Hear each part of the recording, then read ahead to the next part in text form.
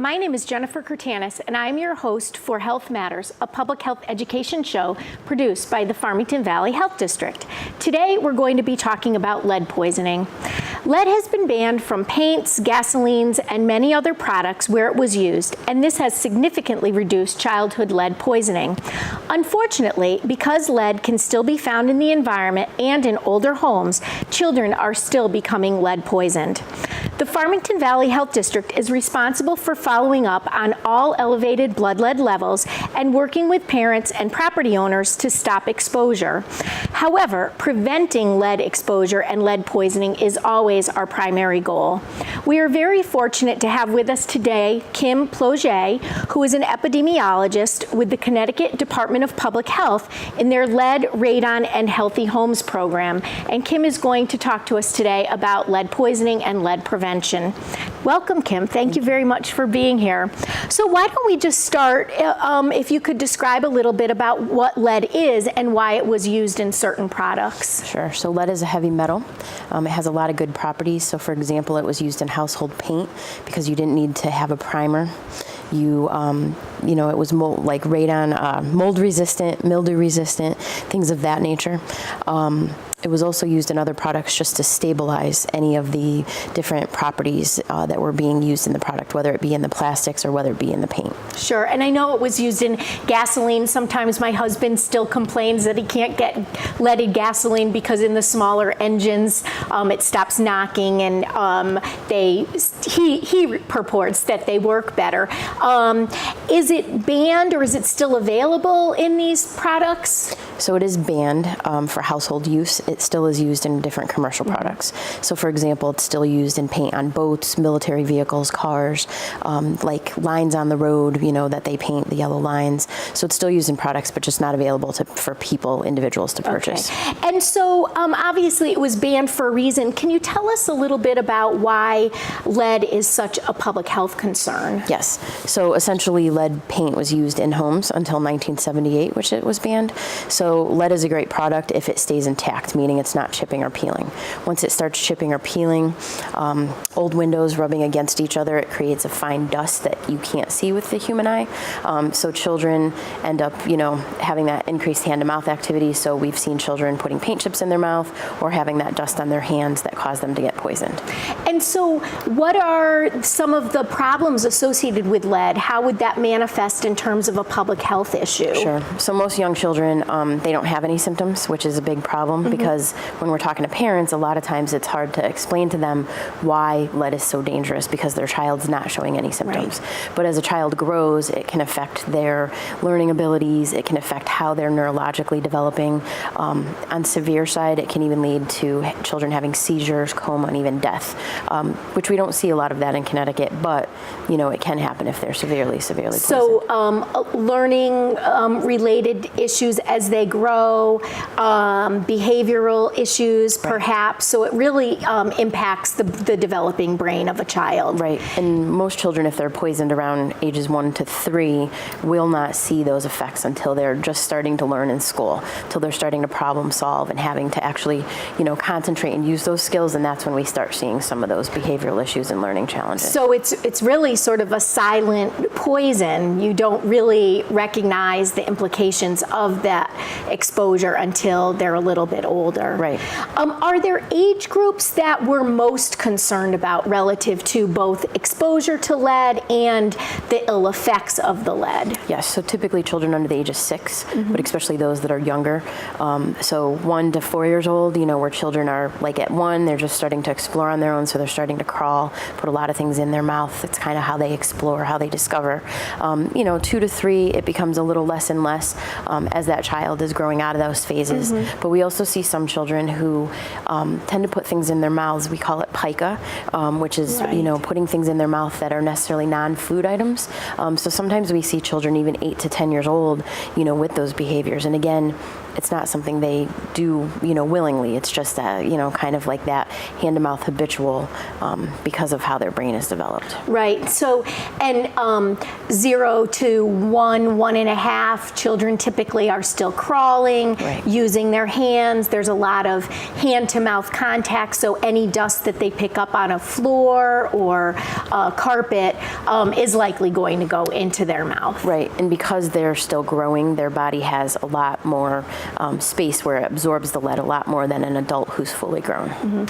So you mentioned that when the lead, we'll talk about lead in paint specifically, when it stays in the product Right. on an intact wall, it in all likelihood does not present an exposure risk to a child. But if, as we know, if you own a house, paint chips, it can peel, and then you talked about these contact surfaces like windows, doors, where the paint and a wood surface, there's friction, Right. that begins to break down the paint, and that's what can result in the exposure. Right, so a lot of times we see things like old window wells. We see window sills from that dust. Window wells, we see dust as well as paint chips. They're the old wooden windows, which we see throughout New England. Connecticut's one of the oldest states, so we have a lot of lead paint still in homes. And was the lead-based paint used both indoors and outdoors? Yes. So I would imagine that peeling paint on the exterior of a home can contaminate soil. Yes, so it can contaminate soil just by having heavy rain kind of breaking down the natural environment, acid rain. So it can be in the soil, but we also see a lot of porches as being problems that poison children. So you picture old porches, that have original paint on them that people just add more paint to it. But as that paint is breaking down because of people walking on them, children playing on them, and just by nature of the age of them, we see a lot of chipping and peeling paint that kids can be exposed to. So we're going to talk a little bit about the prevention aspects, because I really think that it's important for homeowners and property owners to know that lead exposure can be prevented, and ultimately lead poisoning can be prevented. But how do you know if a child is lead poisoned? Right, so the only way to know is by testing them. And since 2009, we've had universal screening in Connecticut. So children roughly around the ages of 1 are tested in the doctor's office. They have a finger stick done. If that finger stick comes back high, they then have to have blood. Yep, they then have to have a venous blood test done. Children are also then tested again somewhere between the ages 2 and 3. So the reason why we test those ages are because at 1, like you mentioned earlier, they're crawling around, starting to pull themselves up. By age 2, they're everywhere, their little legs getting into everything. So we want to test again just to make sure that there's not been any additional exposures. So a lead test is not something you should just do if you're worried or if you live in an older house. It's really something that should be done automatically and routinely by a pediatrician at certain stages during their well checkups. Correct. It's state law. In addition to testing around ages 1 and 2, like I mentioned, they recommend testing children that have either they've not been tested before and maybe they've switched into a pediatric practice. We also see children who move into the country and into the state being tested, like refugee families and that sort of thing, or children that are exposed, having other symptoms that may expose them. So again, that pica or having other behaviors that may put them at risk. So testing is always supported, just to know whether they're poisoned or not. It is a very simple test. I know getting a venous blood on a child can be more challenging. Right. But we have a lot of both parents and pediatricians that say to us, well, they don't live in a house that was built prior to a certain age, and, they are taken care of at home. They don't go to a daycare. So we really don't think they need to be screened. What do you say to both parents and providers who just feel that there's no need to do the lead test? Right. So unfortunately, they don't know, that a child's lead poisoned until they have the test, and they don't have symptoms until they're severely poisoned. So I much rather say to a provider, what's the harm in doing a test? It's state law. You're supposed to be doing it. Reminding them when we do find that providers aren't testing the way they're supposed to, we will refer them over to our practitioner licensing section for further conversation and follow-up. As far as the parents are concerned, I understand, it's emotional to have a venous blood test done.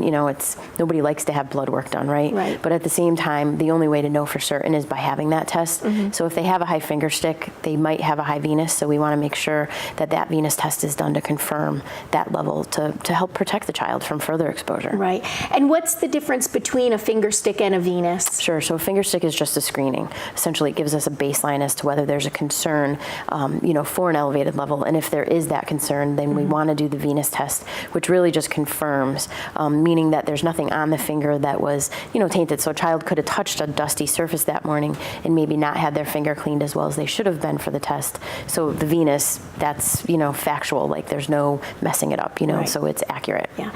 And I know as a health director, I talk to a lot of parents who say they really don't feel their child needs to be screened. And, I reinforce and say some of the same things that you do, but also recognizing that lead was used in gasoline. It is in our soils. Kids are out and about. They play outside in playgrounds, in yards. They go visit friends and family who may have lead-based paint sources within their home. So again, to your point, it's better safe than sorry. And it's a very simple test. And it's a test that insurance covers. So there's no out-of-cost pocket for families. Like, there's nothing that limits them except, that kind of fear from having the test done. Right. And to also note, most homes in Connecticut, 3 out of 4 homes were built before 1980.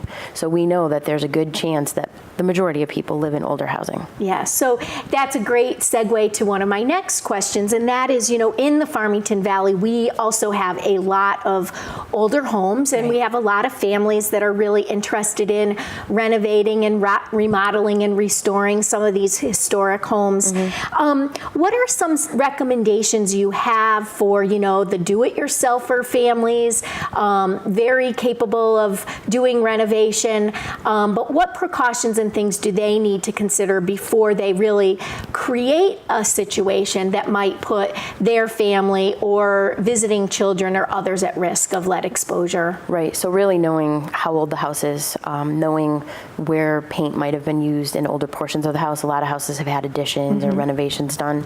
Knowing what's behind surfaces, so if you go to tear down a wall, knowing that there could be something behind there that contains lead paint. So reading up on lead and understanding what lead-safe work practices are. There's simple steps that people can take where they can presume that it's lead, not test, and just work safe, meaning that they're putting plastic down, they're putting plastic over the doorways, limiting other people who aren't working in the area from being exposed, working wet. So if they're working especially on the outside of a home, old clapboard wood siding that's painted, kind of wetting down an area and working in a small area at a time, not trying to do the whole side of a house. Not doing things like power washing, where you're getting the chips loose.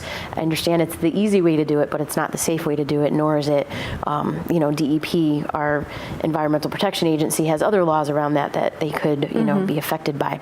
Not having children in the areas, not having objects out. So again, if they're able to cover things or move them into another area when they're working in a room, taking those simple steps, but also wearing personal protective equipment. So whether it be, wearing the same clothes to work during that time, wearing a Tyvek suit, which is just a suit that zips up. They can wear booties, they can wear a head cover, they can wear a simple face mask, so they're not inhaling it. And then when they're, working out of that area, kind of changing, showering, washing those clothes separate, keeping them in that workspace so that they're not bringing them out to their family. Right. So when you talk about working wet, that's really to prevent dust from becoming airborne. Right. And something that people might not think about. You work with certain clothes on. You go home. You hug your kid, and the risk of them being exposed. So really separating that work environment from your children and your family is really important to stop any exposure. You talked about knowing the age of the home, and that's because prior to 1978, you have a higher risk of there being lead-based paint in your home. Right. We often get inquiries from folks who know that the age of their home is around 1970s, but they see those home test kits in like a hardware store. Is there an appropriate time and place for using those test kits? There is. So those test kits were really developed for renovators. So there's a type of renovator that has an EPA certification. They take an 8-hour class learning how to work lead safe, and they can use those goes on every surface. So let's say they're replacing windows. They have to test every painted surface on the window, including the casing, the sill, the well, anything that moves. So you're talking about maybe 10 lead swabs per window. So it's not meant to be reflective for like a large house or like a large area that you're working in. They're really spot testing. So if you have painted over, or someone has painted over lead-based paint, do you run the risk of those test results giving you a false negative? You could. So it can give you a false sense of hope in the sense if you don't know how to use the test properly and really get down. So they have a technique, they kind of cut a V shape, and you have to get down to all the painted surfaces, like all the layers of paint. So it can become very difficult, especially on some of these really, really old homes. So if you, the best bet is to really, if you have a home built prior to 1978, just assume that it does contain lead and do things lead safely.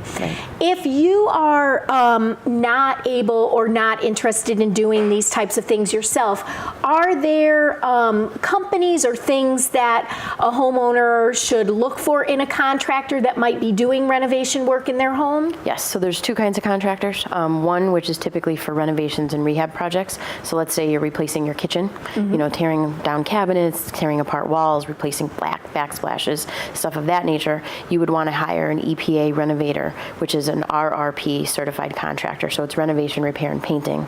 It's been a federal law since 2010. Like I mentioned earlier, they take a one-day class. They learn how to work lead safe, how to put up containment, barriers, you know, notifying the family that there may be lead in the house, which is why they're working in this manner, making sure their staff are covered appropriately with personal protective equipment. Really what they do is, you know, presume it's lead and work safe.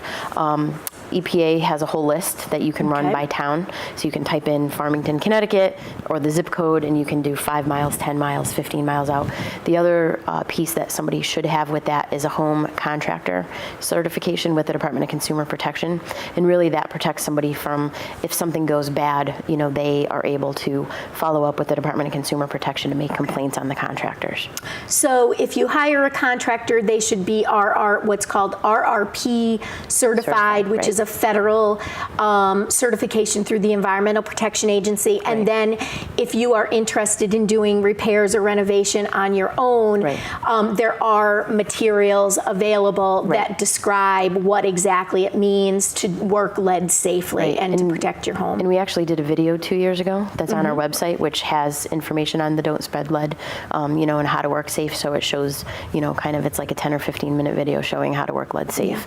So if you are, we also have rental units, and landlords really have a responsibility to provide a rental property that is safe and free from environmental hazards and risks to health like lead. What do landlords need to be thinking about or considering with respect to ensuring that their lead units are their rental units are lead safe? Right, so we use the term lead safe, so I'll start there. Like lead safe means that all the paint is intact, meaning it's not chipping or peeling. A lot of people would like lead free. Unfortunately, we're not going to see lead free except in newer housing. Even if somebody builds a new house, we still have soil that could contain lead. So we always try to look at the bigger picture. Landlords have a responsibility when they execute a lease with somebody to complete what they call a 1018 disclosure. This is a form from HUD and EPA that essentially they have to complete, and it either says they know there's lead because they've tested and here's where it is, they know there's no lead because they've tested and here's proof of that, or what most of them check is we're not sure if there's lead, but it's older than 1978, so there may be, but the paint, you know, is in a condition that, you know, as long as it's maintained, should be. They also really have the responsibility to let tenants know if something becomes defective. You know, they ding the wall with like the door, you know, maybe there's not a door stop, or they hit the wall when they're moving like a couch in, that they want to let the landlord know, so the landlord can either make that intact or hire somebody who can do so, just so that they're not creating unnecessary risks. So as a potential tenant, you can ask specifically for that, what did you call it? 1018 form, 1018 disclosure. And that might be something that someone would want to consider in looking for a rental unit. Well, thank you for that. So I mean, unfortunately, over the last few years, we heard a lot about what was happening in Flint, Michigan with respect to contamination of water. Is water contamination in drinking water something that we need to be concerned about? Not typically. So we haven't seen a child exclusively poisoned from water in Connecticut. We do have old lines that contain lead, under our roads and water mains and that sort of thing. But as different water companies are working, if there is an issue, they're communicating with residents in the areas they're working in. The water companies have to do regular testing for a whole span of chemicals and heavy metals and that sort of thing. So if something does come up high, they kind of try to pinpoint that.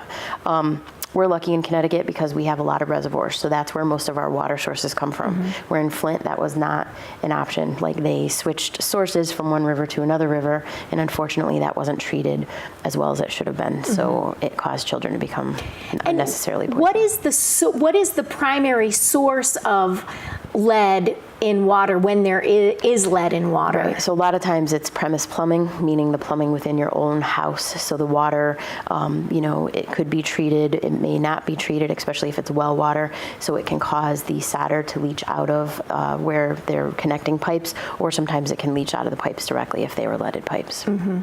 And the lead in solder has been significantly reduced over time? Yep, and they are actually lowering it again. So they have the EPA lead and copper rule. I'm not overly knowledgeable on that. Our drinking water section handles it, but they're lowering it again, I believe, in January. So they've lowered the levels of solder, knowing that it's just not safe. But taking the lead out completely, I don't think allows for the product to, hold up as well as it does. So certainly when we have an elevated blood lead, we have to explore and investigate the source of that lead. And as you pointed out, the vast majority of the things that we see in the Farmington Valley are really related to home renovation and accidental exposure in that regard. But we've certainly had some very interesting other sources. So are there other potential hazards that we should at least be aware of? There are. So what we see statewide are different things. So we see medications that are, made foreign. So again, we've seen a lot from Southeast Asia. We've seen a lot even from Central America, Mexico at times. These products, they're either plant-based, where they're grown, where there's lead in the soil, or where they're manufactured and processed. Maybe something else was manufactured before, so sometimes it can have lead in that. We see some eye makeups from Southeast Asia that are used also in the Middle East. India, Pakistan, Bangladesh, stuff like that, that it has a religious significance to it. It's to protect the child.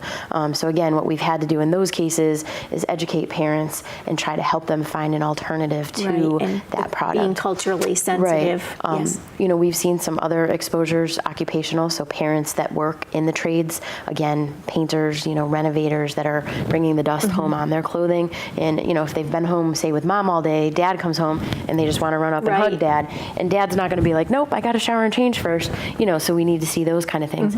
We've also seen some hobbies, people that do their own stained glass or make their own fishing sinkers and lures, that again, they're boiling lead to a certain point, and it's that dust that comes from when it becomes airborne as it's boiling, and it settles on stuff. The vapors that then settle into a dust.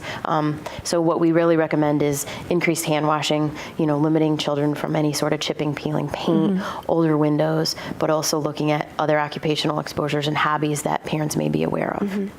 So I know a couple other things that we've seen more recently are spices brought in from other countries. And also pottery has been implicated in a few poisonings as well. So we've seen high levels of lead in turmeric, curry, cumin.